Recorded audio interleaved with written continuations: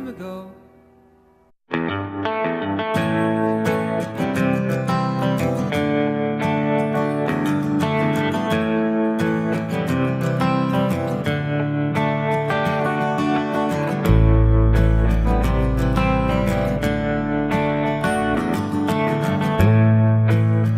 Hey there, everybody. You don't know how many times I've filmed this opening. Mrs. Coaster here, or what? She's causing lots of trouble. Oh boy, you don't even want to know how many times I've filmed this. Anywho, so one of the things we were talking about doing is some little travel tales, some stories about our travels, and I'll be bringing to you, hopefully in the next couple of these that I do, talk about when I was a flight attendant and what it was like to work for a major US airline, what some of the funny and weird stories that I've encountered over time. Maybe even Mr. Coaster One will have here, maybe she will have some stories from her journeys as well on an airplane, although not as a flight attendant. So, why we're bringing this to you from the car is because we're on a road trip. We're visiting family, and so we've been on the road, and we thought it would be cool to sort of talk to you about some of our best and worst, maybe mostly just worst, travel stories, some memorable stories from road trips. We're old, so we've been taking road trips for a long time, dating back to the 70s when everybody was doing a lot more car travel, and we didn't have fancy things like iPads and phones and Nintendo Switches, handheld mobile games to play with. We didn't have all that stuff. We had to play I Spy, we had to play with coloring books, and we had to read, and we had to try and not hit your sibling in the back seat so dad would pull over. So we had some really cool and sometimes really treacherous road trips. So we're going to talk about a couple of these stories right now. On the road again. Just can't wait to get on the road again. So the first story I'm going to tell you about was when I was a kid, probably, I don't know, somewhere in the neighborhood of 4, 5, 6 years old.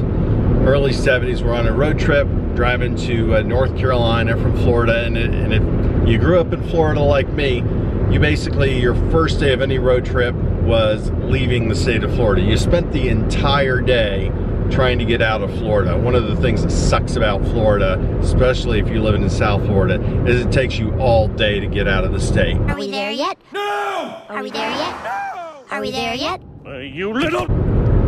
So we're taking this trip, we're up to Georgia, North Carolina, and I had to go to the bathroom. I was complaining, I need to go. They didn't want to stop. They passed me back a styrofoam cup and said, here, pee in this. So they passed the cup back to the back seat. I unzipped, just a little kid.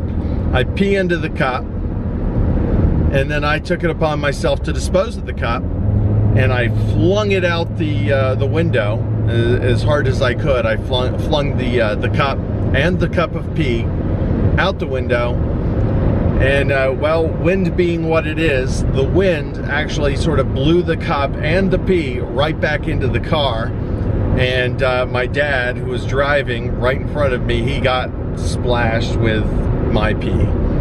So that was pretty funny. Now it's funny. He was pretty upset at the time. We did pull over. He was not happy about being splattered with a pee. That was something where I learned physics, and that you can't just throw stuff out of the car window and expect it to disappear. You get a fast car. I want a ticket to anywhere. This one, we're traveling along. As mentioned, no electronics. So we're just riding around. We've got our coloring books and our little games, little travel games that we got in the back seat. Having some fun. So one of the things we were doing was we're coloring.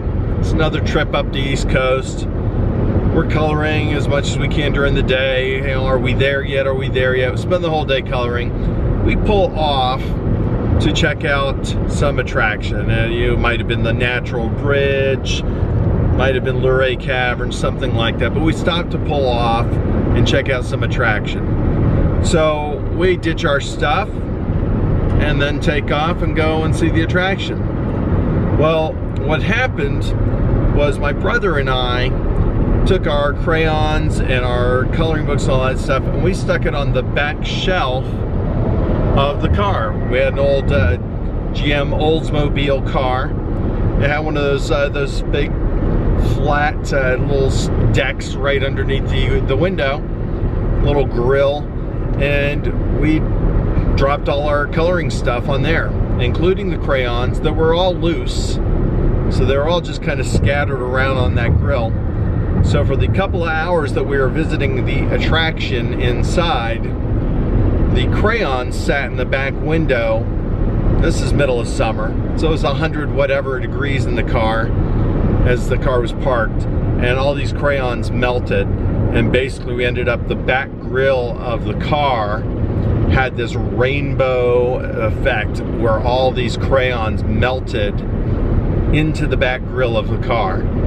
And well, we were already pulled over for that one, but Dad got pretty unhappy. You little...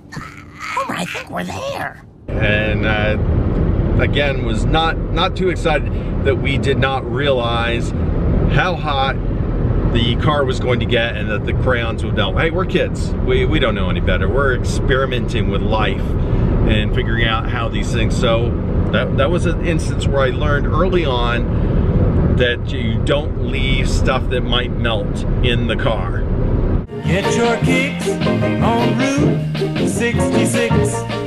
So the last one of these stories I'm going to tell you is from the 70s, just before, probably when I was like 11 or 12. My grandparents used to take a bunch of the grandchildren. They would take a grandchild each time, then they turned around 11 or 12 on a long road trip out, usually out west. So from Florida, we went on a month-long car trip, basically driving all the way out to the west coast and then all the way back, and you basically spent a month on the road in the car traveling and stopping at all these places. So like on my trip that I went with my grandparents, we went out and I passed through, I saw the Alamo, I saw Los Alamos in New Mexico, saw LA, saw Carmel, San Francisco, all the way out there and all the way back, Mississippi, Louisiana, Alabama. Saw all sorts of things along the way out there and back. Basically what our grandmother always encouraged us to do was do sort of an audio diary. So I had my own tape recorder, early cassette recorder, and I basically recorded an audio diary of what's going on. Hey, we've stopped here, we've done this and this and this.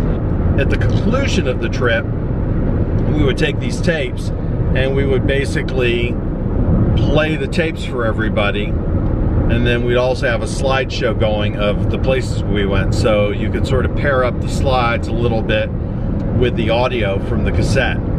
My brother and my cousin, they both went on a trip together. That was the only time that two kids went on the same trip, and they basically just fed off each other and had a lot of hijinks. They used to have those vibrating beds. You put the coin in and the bed would start vibrating. My brother and my cousin, they basically put the coins in the bed when my grandfather had fallen asleep, and the bed started shaking and vibrating, and he got up and he was just going crazy.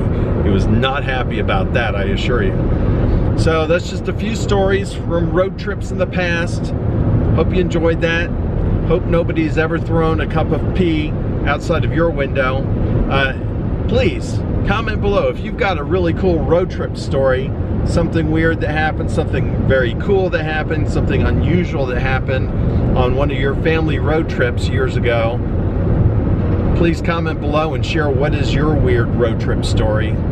Love to hear those. And the next one of these we'll do, I am going to talk a little bit about life as a flight attendant, what it was like, maybe one or two stories from working on an air carrier and what it's like to be stuck in a metal tube in the sky with 150 or 200 or 300 other people. So thanks for joining us. Remember to like, subscribe, share, tell your friends. And remember, kids, have a good time all the time.